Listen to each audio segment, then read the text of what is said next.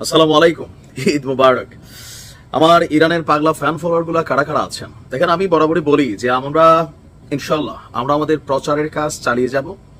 আমরা বিশ্বকে জানানোর চেষ্টা করব, বাংলা ভাষাভাষী অন্তত যারা আছে তাদের কাছে পৌঁছে দেওয়ার চেষ্টা করব আমাদের এই বিজয় গাথা, অথবা এই যে ঝুঁকবে না। ভিডিওটা শেয়ার করবেন যদি মনে হয় যে আপনি ইরানের এই সিদ্ধান্তের সাথে একমত। তবে আমি মনে করি ইরানের this is the right time.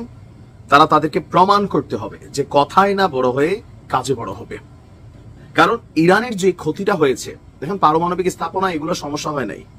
সমস্যা যেটা হয়েছে প্রথম সারির এই যে 20 থেকে 22 জন কমান্ডার, জেনারেল, একদম প্রধান মানুষগুলা শাহাদাত বরণ করছে, এই তো অপূরণীয় ক্ষতি। তবে এখানে একটা জিনিস আরো এখানে প্রকাশ আসছে, সেটা কোনটা জানেন?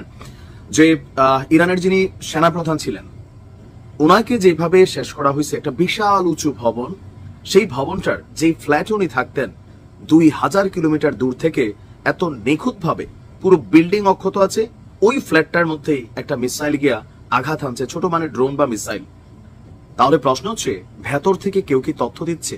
অবশ্যই দিচ্ছে। ইসরায়েলের গোয়েন্দা নেটওয়ার্কিং নিয়ে কারোরই কোনো প্রশ্ন থাকার কথা না। তবে এ পর্যন্ত আপনার যেই গতকালকের ঘটনার পর থেকে ইরানের পাল্টা অভিযানে আমরা দেখছি যে প্রায় 200টির উপরে ক্ষেপণাস্ত্র আঘাত এনেছে আপনার ইসরায়েলের ভূমিতে। আর সফলতা যদি আমরা ধরি, 70 জন আহত। আমি যখন নিউজটি করছি 4 জন নিহত।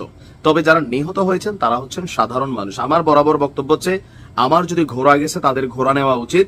সাধারণ সিপাহী নিয়ে কোনো লাভ নাই, জায়গা মতো জিনিস পৌঁছাইতে হবে। এখন অলরেডি জাতিসংঘ বলতেছে যে যা হয়েছে হয়েছে, আসো আমরা থামি।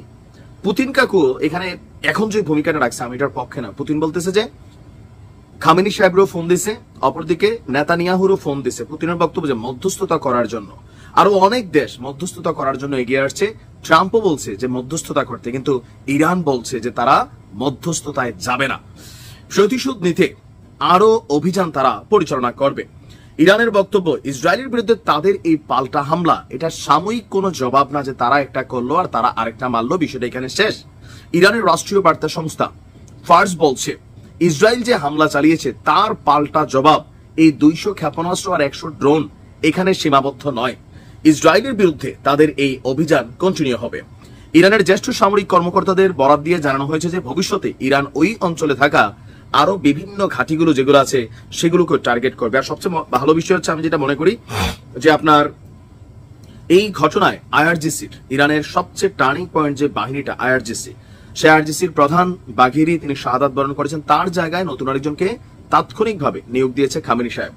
আর এর পাশাপাশি আপনার সশস্ত্র বাহিনীর বা সামরিক বাহিনীর যিনি প্রধান ছিলেন তার জায়গায়ও আরেকজনকে নিয়োগ দেওয়া হয়েছে। তারা নিয়োগ পাওয়ার পর জনগণের যে পালস বা পাবলিকের যে ফিলিংস বা বিশ্বজুড়ে মানুষ যা চাইছে যে এদেরকে থামাইতে হবে, সুতরাং এই যুদ্ধ কন্টিনিউ করবে। তো তারা ক্ষমতা গ্রহণের পরপরই বলছে যে তারা থামবে না আনটিল বিষয়টা সমান সমান না হওয়া পর্যন্ত। তবে সবকিছু সমান করা সম্ভব না, কারণ আমাদের যে অপূরণীয় ক্ষতি হয়েছে এটা তো সম্ভব না। এখন এই মুহূর্তে ইরান তৃতীয় ধাপে আরো একটা বড় অভিযান পরিচালনার জন্য প্রস্তুতি নিয়েছে। নাম প্রকাশে অনিচ্ছুক ইরানের একজন সামরিক কর্মকর্তা আন্তর্জাতিক গণমাধ্যম রয়টার্সকে বলছে যে ইরান এটা কন্টিনিউ করবে। তবে থার্ড যে মিশনটা এটা আরো বড় আকারের এবং ভয়ঙ্কর আকারের হবে, যা ইসরায়েলের জন্য অত্যন্ত বেদনাদায়ক হবে। আমরা চাই, আমি মনে করি থামার কোনো টাইম নাই। যদি এখন থাইমা যায়, এই থামাটা নিজেদের কপালেই শনি আনবে, আর কিচ্ছু না। সত্যি সত্যি ইরানের জন্য অনেক বড় ক্ষতি করবে। পরের বার ইসরায়েল আরো একটা বিশাল অভিযান চালাবে, সুতরাং ঝুঁকা যাবে না। ভালো থাকুন, আসসালামু আলাইকুম।